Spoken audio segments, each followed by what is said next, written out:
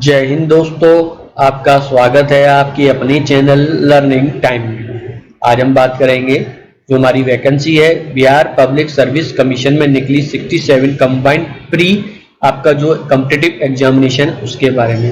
इसकी आपकी जो वैकेंसी निकली इसकी एलिजिबिलिटी क्राइटेरिया है, आपका सिलेक्शन प्रोसीजर, एग्जाम पैटर्न, सारी जो महत्वपूर्ण जानकारी है जो आप लोगों के लिए जरूरी है, जो कि एलिजिबिलिटी होती है आप जो आपकी वैकेंसी के लिए एक आपका जो वैकेंसी के लिए अप्लाई करने से पहले जो जानकारी होती है वो सारी महत्वपूर्ण जानकारी आपको इस वीडियो में कंप्लीट रूप से देखने को मिल जाएगी। तो फ्रेंड, अगर आपको हमारा ये वीडियो या इन्फॉर्मेशन अच्छी लगे तो प्लीज सब्सक्राइब करें लर्निंग टाइम को all India government job career related daily update के लिए। फ्रेंड, अगर आपको हमारा ये वीडियो या इन्फॉर्मेशन अच्छी लगे तो सब्सक्राइब करना ना भूलें लर्निंग टाइम को। आप हमें फॉलो भी कर सकते हैं सोशल मीडिया पर नीचे दिए गए लिंक के द्वारा। तो फ्रेंड, यहाँ पे आपको देखिए नोटिफिकेशन देखने को मिल जाएगा जिसको आप दे सकते हैं। ठीक है, मैं इसके नोटिफिकेशन आपको पढ़कर बता देता हूँ एक एक करके। तो यहाँ पे आपको देखने को मिलेगा बिहार लोक सेवा आयोग 67 संयुक्त प्रारंभिक प्रतियोगिता परीक्षा, यहाँ पे इसके बारे में आपको दे रखा है।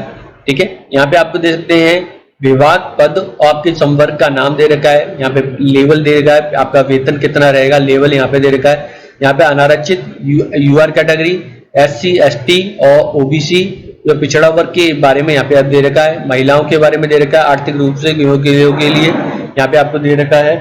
ठीक है, यहाँ पे आपकी टोटल जो वैकेंसी है वो देखने को मिल जाएगी। बिहार प्रशासनिक सेवा अनुमंडल पदाधिकारी वरीय समकक्ष सामान्य प्रशासन विभाग, यहाँ पे आपकी वैकेंसी है दे सकते हैं। टोटल 88 वैकेंसी है, 35 है और 13 यहाँ पे दे रखी है। राज्य कर सहायक आयुक्त वाणिज्य कर विभाग की पे लेवल 9 है, टोटल 2107 वैकेंसी है, 13 और 3 यहाँ पे कैटेगरीज वाइज। यहाँ पे देख सकते हैं निर्वाचन विभाग की, यहाँ पे आपको वैकेंसी देखने को मिल जाएगी। टोटल यहाँ पे आपको वैकेंसी देखने को मिल 4 और 1।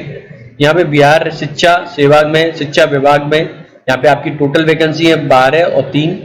यहाँ पे दे सकते हैं पे लेवल 9 है इन सबका। ठीक है, यहाँ पे आपको दे सकते हैं श्रम संसाधन विभाग में आपकी वैकेंसी 2 है, श्रम संसाधन विभाग में आपकी 2 वैकेंसियां हैं इस तरीके से। ठीक है, श्रम अधीक्षक में यहाँ पे जिला अंकेक्षक पदाधिकारी सहयोग समिति में आपके सहकारिता विभाग में यहाँ पे आपकी 5 और 3 वैकेंसी हैं। यहाँ पे सहायक निदेशक सामाजिक सुरक्षा में समाज कल्याण विभाग में आपकी 12 और 4 है। यहाँ पे समाज कल्याण विभाग में जो कि आपकी वैकेंसी है सहायक निदेशक बाल संरक्षण सेवा में 4 आपकी वैकेंसी है। सहायक योजना पदाधिकारी सहायक निर्देशक की एवं योजना एवं विकास विभाग के 52 और 16 वैकेंसियां हैं। ग्रामीण विकास अधिकारी की यहाँ पे आप देख सकते हैं ग्रामीण विकास विभाग 133 और 43 वैकेंसियां हैं। नगर कार्यपालक और पदाधिकारी की आपके नगर विकास एवं आवास विभाग की 110 और 37 वैकेंसियां हैं। राजस्व अधिकारी एवं समकक्ष की आपके भूमि एवं सुधार विभाग में 36 और 9 वैकेंसियां हैं। खाद्य एवं उपभोक्ता विभाग में संरक्षण विभाग में 4 और 1।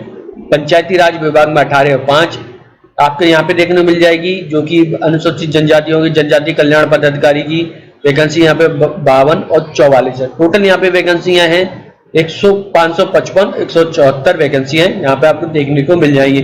यहाँ पे आपको देखिए कोड दे रखे, इनको भी आपको ध्यान में रखना है। इन्हीं के अनुसार आपको कुछ जो जानकारी होगी मैं आप लोगों को बताऊंगा।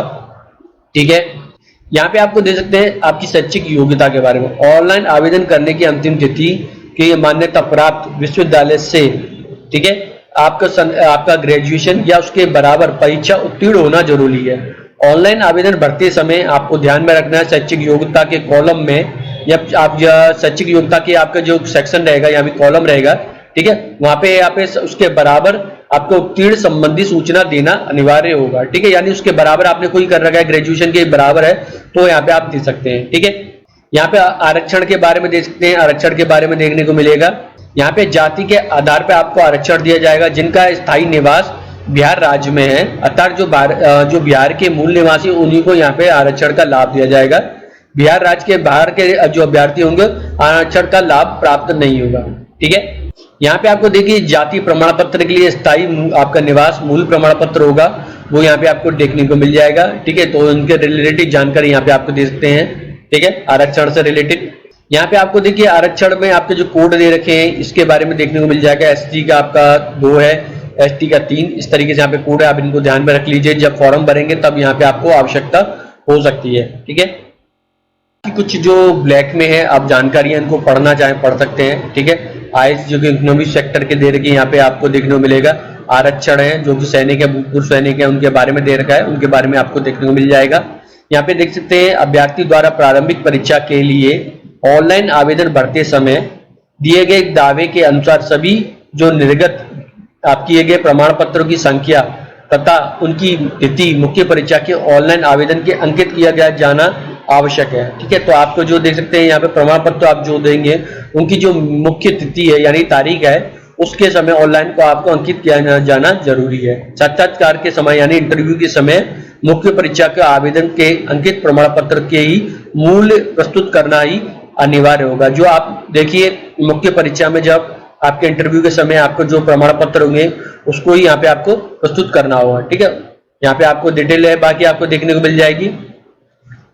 तो यहाँ पे देख सकते हैं सभी जो आपके प्रमाण पत्र हैं प्रारंभिक परीक्षा के यानी, ठीक है, ऑनलाइन भरने की अंतिम तिथि, तो जो उसकी आपके ऑनलाइन भरने की लास्ट डेट होगी उससे पहले संशोधन किए जाने की स्थिति में अंतिम प्रमाण पत्र अंतिम निर्धारित तिथि तक होगी, ठीक है। तो आपके आप संशोधन किए जाने की स्थिति से, ठीक है, आपकी जो गड़बड़ है आपका जो है अकाउंट आपने कोई फॉर्म भरते में गड़बड़ी है उसके अंतिम निर्धारित तिथि तक रहेगी, उसके पूर्व होना आवश्यक है, उससे पहले ही होना आवश्यक है, ठीक है। आवेदन भरने की अंतिम तिथि के पश्चात, ठीक है, जैसे आपकी डेट समाप्त हो जाती है उसके पश्चात यहाँ पे आपका जो प्रमाण पत्र है मान्य नहीं होगा, ठीक है। तो इस चीज को आपको ध्यान में रखना है। स्नातक प्रमाण पत्र मुख्य परीक्षा के यानी आपका जो स्नातक प्रमाण पत्र होगा जैसे कि आप दे रहे हैं अभी एग्जाम्स का रिजल्ट आने वाला है तो उसके मुख्य परीक्षा के आवेदन अंतिम तिथि तक जो आपका जो मेन एग्जाम होगा उसकी तिथि से पूर्व आ जाना जरूरी है, ठीक है। तो वो यहाँ पे आपको डिटेल दे रखी है। उम्र सीमा की बात करें 1/8/2021 के अनुसार 20, 21, 22 दे रखी जो कि आपको देखने को मिल जाएगी फॉर्म में ही, ठीक है। यहाँ पे आपको मिनिमम आयु दे रखी है और अनारक्षित के लिए 37 दे रखी है, अनारक्षित महिलाओं के लिए यहाँ पे पिछड़ा वर्ग के पुरुषों के लिए 40, अनुसूचित जनजातियों के लिए 42 दे रखी है।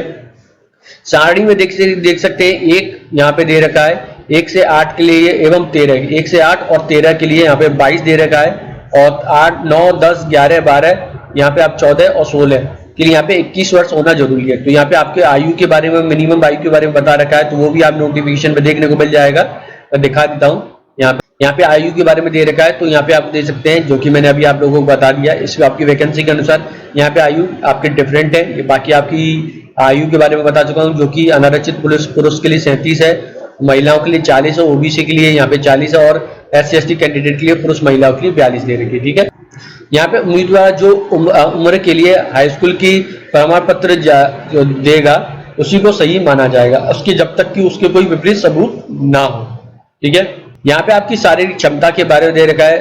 बिहार पुलिस सेवा यहाँ पे आपको पुरुष की उम्मीदवार की न्यूनतम जो दे रखी है 5 फुट 5 इंच और न्यूनतम छाती दे रखी है बिना फुलाए 32, यहाँ पे आपको देखी होनी चाहिए। परंतु अनुसूचित जनजातियों के लिए यहाँ पे आपको दे सकते हैं शारीरिक मापदंड उपलब्ध होने पर उनकी न्यूनतम 5 फुट 3 इंच दे रखी है, ठीक है, और छाती यहाँ पे बिना फुलाए 31 दे रखी है। महिलाओं के लिए 5 फुट 2 इंच यहाँ पे आपको दे रखी है। सामान्य अभ्यर्थियों के लिए 600 रुपये है, केवल बिहार राज्य के अनुसूचित जनजातियों के लिए 150 रुपये है, बिहार राज्य के आपके स्थायी निवासियों के लिए आरक्षित और अनारक्षित वर्ग की महिलाओं के लिए 150 रुपये है, दिव्यांगों के लिए यहाँ पे आपको 150 रुपये दे रखा है, सभी अन्य अभ्यर्थियों के लिए 600 रुपये यहाँ पे शुल्क देना होगा। यहाँ पे आप दे सकते हैं यहाँ पे आपका शुल्क देने के लिए आपको चार्ज देने के लिए ऑनलाइन आप भुगतान कर सकते हैं, ठीक है, स्वतः बैंक के चार्ज द्वारा लिया जा सकता है। यहाँ पे आपको देखिए आपकी जो प्रतियोगिता परीक्षा की संरचना के बारे में प्रारंभिक परीक्षा के बारे में बताया गया है। संयुक्त तो आपकी प्रारंभिक प्रतियोगिता परीक्षा में आपको सामान्य अध्ययन विषय की होगी जिसमें आपका ऑब्जेक्टिव टाइप के क्वेश्चन रखे जाएंगे, ठीक है, मल्टीपल आपके चॉइस क्वेश्चन रहेंगे। आपके 2 घंटे का समय दिया जाएगा, कुल 150 अंक होंगे। यहाँ पे आप बहुविकल्पीय उत्तर में से प्रश्नोत्तर के एक उत्तर आपको चयन करना होगा। 2 घंटे का समय दिया जाएगा, एक आपको आंसर पर टिक लगाना होगा, ठीक है। प्रारंभिक परीक्षा में मैच आपको जांच परीक्षा होगी जिसके आधार पर मुख्य परीक्षा हेतु उम्मीदवारों का चयन होगा। तो यहाँ पे आपकी जो मेन प्रारंभिक परीक्षा होगी यानी प्री परीक्षा होगी उसके आधार पर ही आपको मेन परीक्षा पे आपको चुना जाएगा, ठीक है। मुख्य परीक्षा के लिए चुने जाने वाले उम्मीदवारों की संख्या कुल संसूचित आपकी रिक्त की 10 गुना होंगी, यानी आपकी मेन परीक्षा में जो सेलेक्ट किए जाएंगे कैंडिडेट वो आपकी वैकेंसी के 10 गुना होंगे, ठीक है। जो कि आपके कोटिवर समान कट ऑफ के प्राप्त करने वाले उम्मीदवारों की चयन प्रक्रिया के लिए किया जाएगा। यानी आपकी कोटि जो आपकी जाति के हिसाब से यहाँ पे आपको कट ऑफ जारी की जाएगी। ठीक है, यहाँ पे आपकी प्रारंभिक परीक्षा में सामान्य विज्ञान, राष्ट्रीय और अंतर्राष्ट्रीय महत्व की सामयिक घटनाएं, भारत का इतिहास तथा बिहार के इतिहास की प्रमुख विशेषताएं, सामान्य भूगोल, बिहार की प्रमुख भौगोलिक प्रभाग, यहाँ की महत्वपूर्ण नदियां, भारत के राज्य की व्यवस्था और आर्थिक व्यवस्था, आजादी के पश्चात बिहार का अर्थ और व्यवस्था में प्रमुख परिवर्तन, भारत का राष्ट्रीय आंदोलन तथा इसमें बिहार का योगदान एवं सामान्य मानसिक योग्यता की जांच करने वाले आपके प्रश्न होंगे। ठीक है, तो ये सब यहाँ पे आपका रहेगा। इसकी प्रारंभिक आपकी परीक्षा उत्तीर्ण करने वाले के लिए यहाँ पे आप देखिए ग्रामीण एवं आपका प्रशासनिक सुधार विभाग में बिहार के संकल्प में यहाँ पे आपको देखने को मिलेगा। यहाँ पे आपको सामान्य वर्ग के लिए 40% रखा गया है और पिछड़ा वर्ग के लिए 36.5, अत्यंत पिछड़ा वर्ग के लिए 34% रखा गया है। अनुसूचित जनजाति महिलाओं, निःशक्त ग्रसित के दिव्यांगों के लिए 32% यहाँ पे रखा गया है। ठीक है, मुख्य परीक्षा की आपकी लिखित परीक्षा होगी, आपका आप दे सकते हैं 2 मुख्य लिखित परीक्षा 3 विषयों पे होगी, जिसमें 2 आपके अनिवार्य विषय होंगे। सामान्य हिंदी 100 अंक का, इसमें आपका 30% आपका लाभांक प्राप्त करना अनिवार्य है, यानी आपको 30% कम से कम लाने हैं, किंतु मेधा निर्धारण के लिए प्रयोजन के लिए यह गणना नहीं की जाएगी। ठीक है, तो सामान्य अध्ययन के पत्र में एवं पत्र 2 में 300 अंकों के होंगे। इसमें आप प्रत्येक अभ्यर्थी को वैकल्पिक विषयों में विषय कोड की 4 और विषय कोड 37 की मात्रा तक एक वैकल्पिक विषय का ही चयन करना होगा। ठीक है, 300 का आपका होगा, जिसका 3 घंटे का समय दिया जाएगा। जैसे देखते हैं आप यहाँ पे सामान्य हिंदी का 1, यहाँ पे सामान्य अध्ययन का प्रश्न पत्र 2, सामान्य अध्ययन द्वितीय प्रश्न पत्र 3 रहेगा।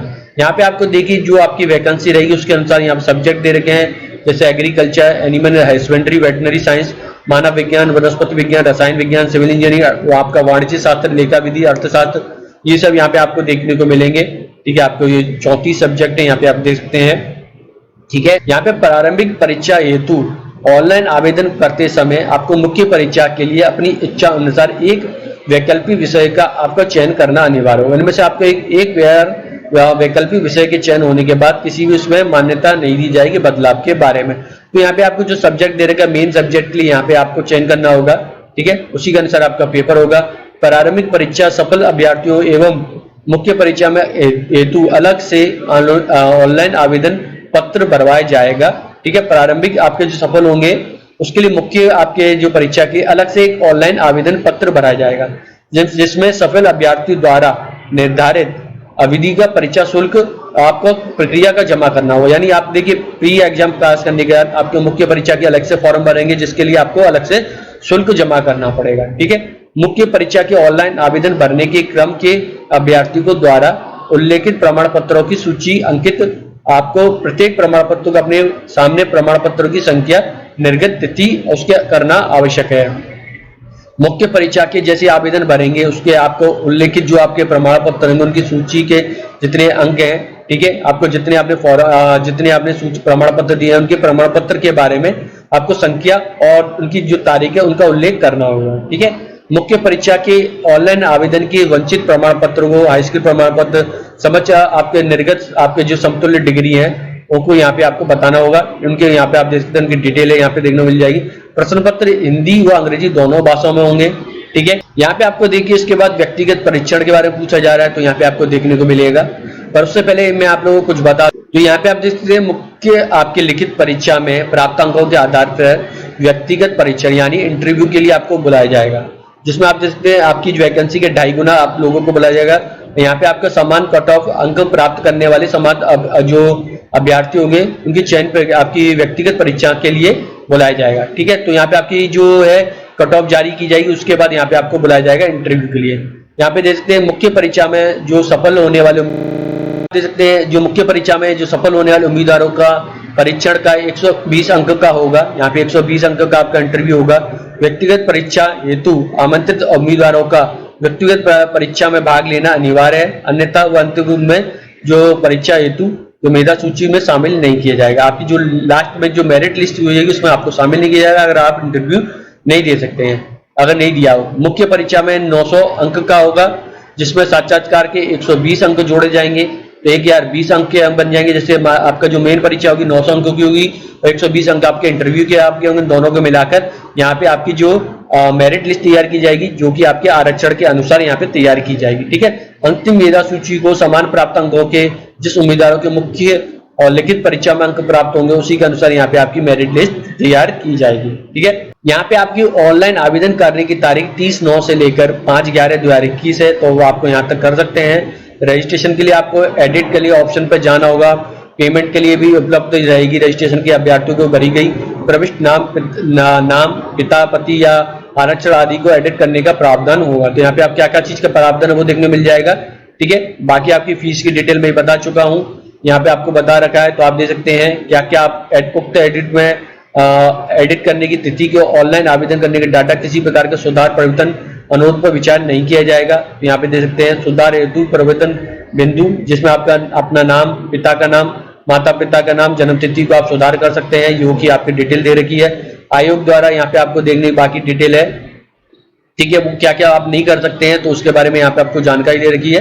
तो फ्रेंड अगर आप इसके ऊपर भी बोलेंगे तो मैं इसके ऊपर वीडियो बना दूंगा, क्या क्या आपको सुधार कर सकते हैं क्या क्या नहीं, उसके ऊपर मैं अलग से डिटेल बना दूंगा। तो फ्रेंड यह थी आपकी जानकारी, आप किस तरीके से आप जो है अप्लाई कर सकते हैं बिहार पब्लिक सर्विस कमीशन के लिए, तो मैं आप लोगों को जो जानकारी दे चुका हूँ। ठीक है, मैं अगर आपको हमारा ये वीडियो या इन्फॉर्मेशन अच्छी लगे तो जरूर बताएं। All India government job career related daily update के हमारे चैनल बने रहे। वीडियो देखने धन्यवाद।